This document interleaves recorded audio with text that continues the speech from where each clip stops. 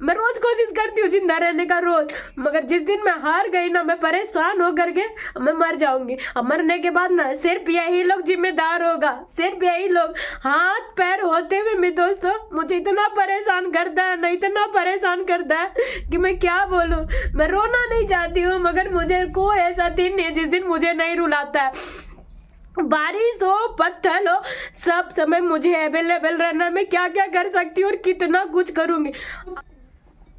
मिट्टी उट्टी सब हट चुका है, ये स्थिति है। पूरा मिट्टी दोनों पैरों में यहाँ तक, देखिए ऐसे। पूरा हाथ में चप्पलों में इतना ही मिट्टी। और मैं यहाँ से वहाँ बच्चे को कमरे में बंद करके और चली गई। और जब मैं वहाँ पे गई, दरवाजा, आप लोग भले उसको माफ कर दोगे, भगवान उसको एक दिन इतना गंदा सजा देगा ना, इसी दुनिया में मेरी स्थिति में आके मरेगा।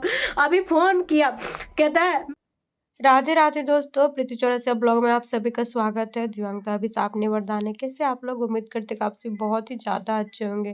दोस्तों जो मुझे फेसबुक पे देख रहे प्लीज़ फॉलो कर लीजिए, जो यूट्यूब पे देख रहे होंगे प्लीज़ सब्सक्राइब कर दीजिए और एक अच्छा सा कमेंट जरूर करिएगा।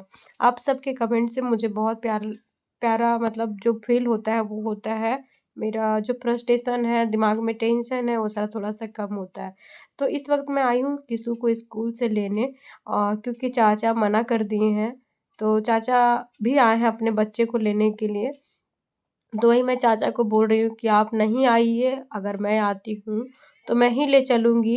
तो किसू चाचा बोल रहे हैं, बता रहे हैं कि मुझे किसू को लाने में कोई परेशानी नहीं है, यहीं से ले जाते हैं। लेकिन किसू सो जाता है, ऐसे माथा वाथा करता है, तो हमको डर लगता है रास्ते में कहीं कुछ हो जाएगा, तो ऐसे वैसे बोल के।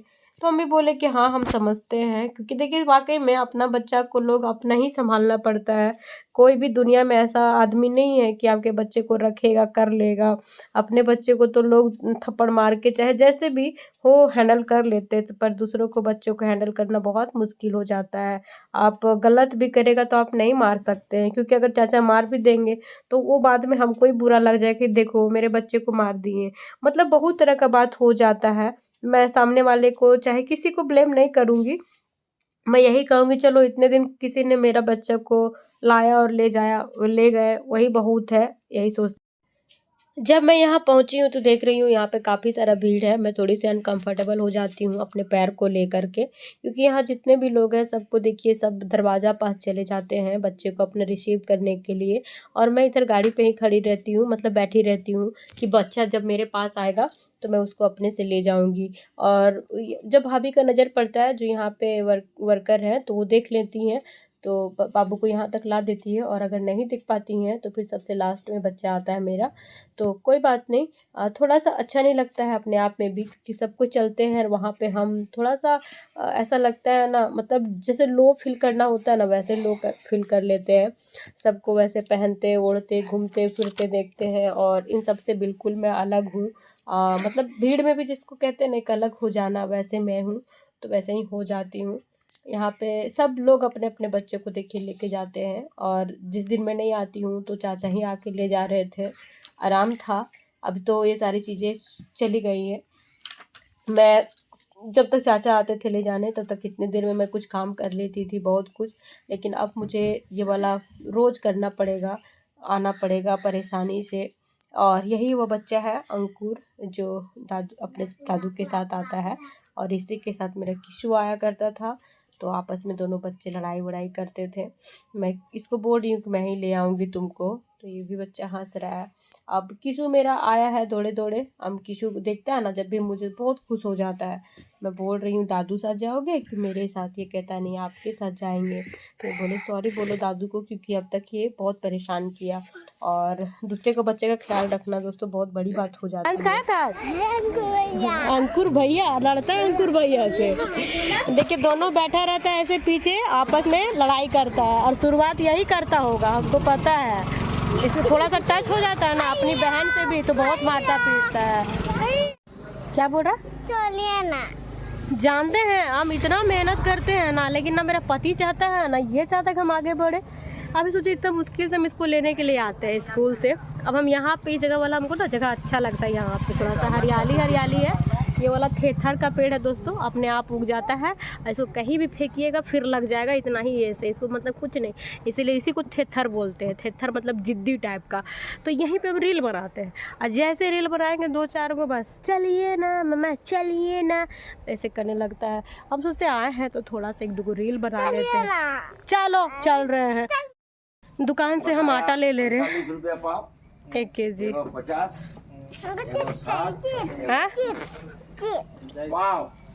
जैसा लीजिएगा वैसा हम बोलते हैं। भाभी एगो चिप्स भी दे दीजिएगा। चप्पल लेके आओ। हाँ यहाँ रख दो, लो आटा ले लो जा। बड़ी थोड़ा सा आटा ले। अरे हम बाबू ने यहाँ से लेके जाएगा, और इसके पापा को बोलते हैं तो जानते नहीं सुनता, यही सब बात में गुस्सा लगता है। अब आएगा 9 बजे, तब हम कब बनाएंगे? बाल बच्चा है तो सही बात है, बच्चा बहुत दिक्कत है भाभी। जितना आप नहीं दिखाते हैं ना उससे कई गुना ज़्यादा परेशान है। गाड़ी को यहीं रख लेंगे क्योंकि वहाँ पे घुमाने में दिक्कत होता है। अभी शगुन को वापस जाएंगे लाने थोड़ा देर में, बस आधा घंटा का रेस्ट है, तब तक उसको खिलाएंगे पिलाएंगे। पसीना बहुत कुछ बोल रहा होगा आप लोग को, चलने में सिर्फ पसीना है। गाड़ी से उतरने के बाद यहाँ से यहाँ तक कसम से बार बार बोलेंगे भगवान ऐसा दिन किसी को ना दिखाए। ये 1 kg आटा, मैंने सुबह ही उसे कहा था कि आटा ख़त्म हो गया है। बच्चों का सिर्फ नाश्ता भर रोटी था और ले जाने के लिए और ये करने के लिए दोबारा से चावल बना है। वो चाहता तो लेके आ जाता, लेकिन इस तरीके से होता है मेरे घर में। आप बताओ अगर मुझे इस हालत में चल के भी मैं दिखाऊंगी, अभी बेटी आएगी ना तो वीडियो बनवाऊंगी आप लोग को। बहुत सारे लोग नए लोग होते हैं ना तो नहीं जानते हैं, तो दिखाऊंगी वीडियो कि क्या मैं इस तरह से करने लायक हूँ। अगर ऐसे करूँगी तो कहाँ से मैं किसी का रेस्पेक्ट करूँगी? सो बताइए, इतना ज़िंदगी में मेरा क्यों परेशानी है? बच्चों के वजह से ना, बच्चों की जिम्मेदारी। और ये लोग कहाँ से आया? शादी से ना। और ऐसी शादी का क्या मतलब? चलिए जल्दी जल्दी इसको करते हैं। और सिर्फ यहीं तक बात नहीं है, वो डोबो है ना, डोबो वो बच्चा रात से बंधा हुआ है, उसको रोज़ सुबह लेके जाता है, लेकिन आज लेके नहीं गया टॉयलेट कराने के लिए। और हम उसको नहीं खोले ना, क्योंकि सुबह इसको खोल दीजिएगा अपने आप तो ये फिर आपके हिसाब से नहीं आएगा। फिर ये जब खेल खाल के थक जाएगा ना तब घर आएगा, और जब ये आएगा तो बांध पाइएगा, है ना। और हम को बाबू को लाने जाना था 11:30 बजे, और तब तक अगर नहीं आता या आसपास रहता और ये मेरे पीछे पीछे चल जाता, गाड़ी वाड़ी से टक्कर लग जाता, फिर हम परेशान हो जाते, ना उधर जा पाते ना इधर आ पाते। ये सिचुएशन था रहता, और कई बार ऐसा हुआ है मेरे साथ, इसीलिए बता रहे हैं। बहुत लोगों से मदद मांगना पड़ा है कि थोड़ा देर पकड़िए ना, हम आगे जाएंगे तब, लेकिन कोई पकड़ता भी नहीं कि काट लेगा बोल के। हाँ, और अभी फिर हम अभी भी नहीं खोल सकते उसको, हमको दया बहुत आ रहा है उस पर, लेकिन हम खोल नहीं सकते, कारण कि अभी फिर हमको 2 बजे निकलना होगा बेटी को लाने के लिए। खोल देंगे फिर वही हाल होगा। हम तो भगवान से इतना कहते हैं, भगवान इस पाप का जिम्मेदार हम नहीं हैं। हमको वो बच्चा के लिए बहुत कष्ट है, बहुत ज़्यादा कष्ट है, लेकिन जो आदमी सब के लिए ना बस जब आप बस हिसाब करना, आप बस किताब करना और कुछ नहीं। जा रहे दोस्तों शगुन को लाने के लिए। अफसोस हम उसका स्कूल से वीडियो नहीं बना पाएंगे क्योंकि बारिश हो रही है, बहुत जोर से बारिश है। आप लोग बादल का गरजने का भी आवाज़ सुन रहे होंगे। तो इसको हम नया वाला फ़ोन, पुराना फ़ोन यहीं छोड़ के जाएंगे। ये वाईफाई से वीडियो देखेगा मोबाइल में कार्टून, और हम भींगते हुए जाएंगे और फिर भींगते हुए आएंगे, और फिर हम देखते हैं क्या होता है। क्योंकि आज ऑटो है नहीं तो हर हाल में हमको जाना होगा।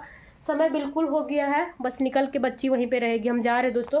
बेटा बदमाशी नहीं करना, हम ताला बंद करके जाएंगे, ठीक? मोबाइल दीजिए। हाँ मोबाइल देंगे, लेकिन ना मोबाइल ऐसे ऐसे नहीं करना, ना तो वीडियो नहीं चलेगा फिर, ठीक है? बंद हो जाएगा। ठीक है। कैसे जाए बताइए आप ही लोग, कैसे जाए? देखिए इतना बारिश है, मतलब बूंद बूंद भी रहे तो निकल जाते हम, एकदम जोर से बारिश है।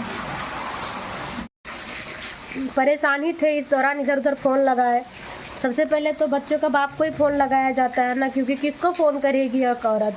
और जब उधर से निराशा वाला जवाब मिलता है तो लगता है कि क्या करें। वो बोला कि बारिश छूटने दो ना, खुद ही चली जाना, बट जैसा बारिश आप लोग को दिखाया है ऐसी बारिश छूटेगी नहीं। तो फिर भाभी को फ़ोन लगाया, वही अंकुर की मम्मी को। तो उनका 4 व्हीलर भी है, लेकिन भैया घर पे नहीं रहते हैं, लेकिन इत्तेफाक से भी वो बोले उनको फ़ोन करके कि वो आ रहे हैं तो सबको लेते हुए आएंगे। तो चलिए ये वाला टेंशन दूर हो गया। अभी तो हम सोचे भींगते भींगते भी जाते, प्लस कीचड़ इतना है कि कहीं गिर जाते तो ये बचा खुचा पैर ये भी चला जाता। आप लोग को समझ में आता है मेरा दर्द? किनको किनको आता है। बहुत लोगों को तो मेरा गले जबाने दिखाई देता है, बहुत बोलती है।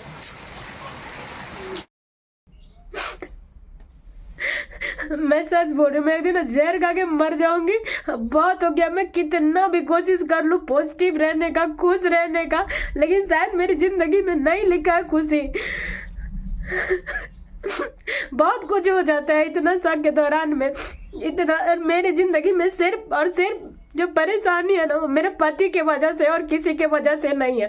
मेरा पति ससुराल वाला और इसका खास करके भाई जब से मेरे जीवन में आया ना, मेरे जिंदगी का सुख चैन सब छीन के रख दिया।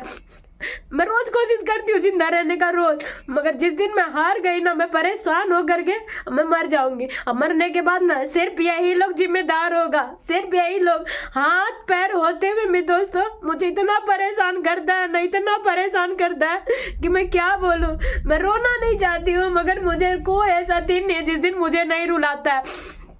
बारिश हो पत्थर हो, सब समय मुझे अवेलेबल रहना। मैं क्या क्या कर सकती हूँ और कितना कुछ करूंगी। आप लोग को मैं बोली ना कि बच्ची है सो मैं परेशान थी, फिर बोली कि पड़ोसी जा रहा लेके आएगा। 1 घंटा हो गया, शगुन नहीं आई।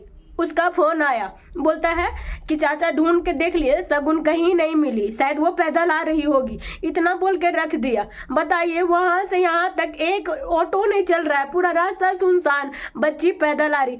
मैं जैसे रोड पास जा रही थी, दरवाजा पास, बिना चप्पल जूते के, बिना, अभी तो मिट्टी उट्टी सब हट चुका है। ये स्थिति है, पूरा मिट्टी दोनों पैरों में यहाँ तक। देखिए ऐसे पूरा हाथ में चप्पलों में इतना ही मिट्टी।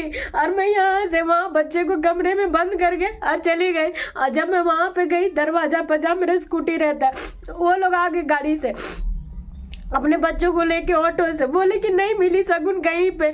मैं वापस चाबी लेके ही गई थी कि मैं उधर ही से जाऊंगी उसको खोजने के लिए, मोबाइल घर पे छोड़ के। और मैं चली गई पैदल। मैं वहां तक गई, आधा रास्ता में तो देखी शगुन आ रही है, आधा रास्ता तक आ चुकी थी। बताइए कितना कुछ मेरे पे बीतता है, और ऐसे में मैं क्या करूं बताओ। आप ही लोग बताओ, आप लोग सलाह दे देते हो, रोना नहीं, लड़ना नहीं, झगड़ना नहीं, मैं क्या करूं। सबसे बेस्ट सोल्यूशन है मर जाना। मैं जानती हूँ कि ऐसा नहीं कहना चाहिए, मगर मैं क्या करूं आप बताओ। मैं कितना कुछ कर सकती हूँ यार। मैं वीडियो नहीं बना पाई, इसको फोन नहीं मिला। मैंने कहा फोन लाओ, दिखाओ, लोगों को देखना चाहिए कि क्या मैं स्ट्रगल कर रही हूँ, कितना कष्ट है। पूरा यहाँ से वहाँ मिट्टी, बारिश कितना ज्यादा है ना। सब किया हुआ मेरे हस्बैंड का है, सारा किया हुआ है। आप लोग भले उसको माफ कर दोगे, भगवान उसको एक दिन इतना गंदा सजा देगा ना, इसी दुनिया में मेरी स्थिति में आके मरेगा। अभी फोन किया, कहता है मिली।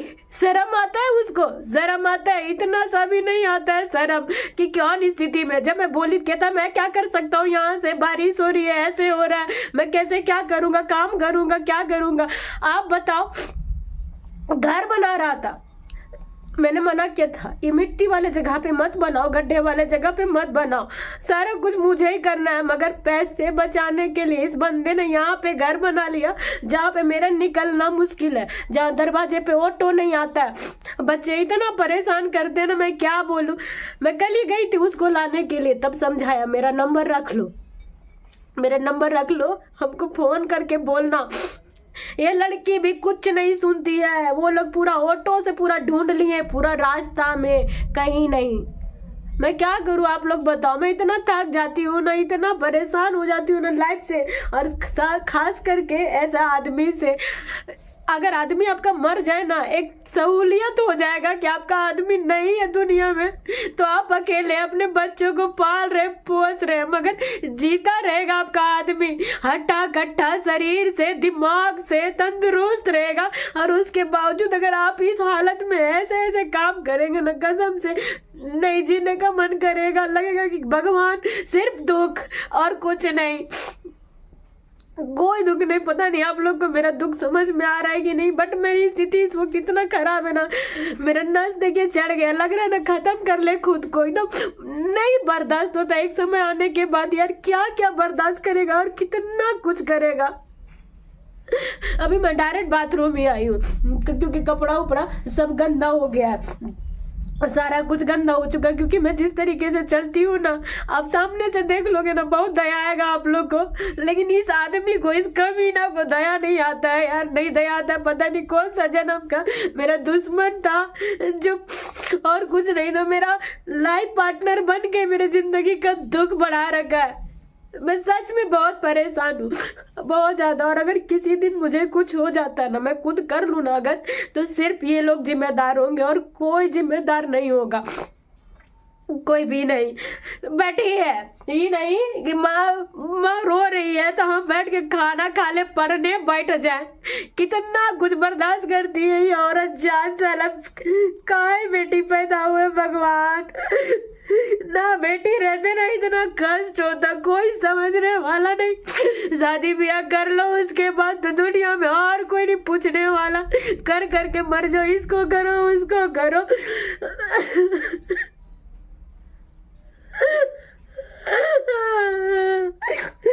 बहुत कष्ट है, सच्ची बता रही। तो भगवान कभी किसी को ऐसा दिन ना दिखाए यार, भले उसके जीवन में ज्यादा दिन नहीं लिखना, मगर इतना गंदा गंदा दिन मत दिखाना।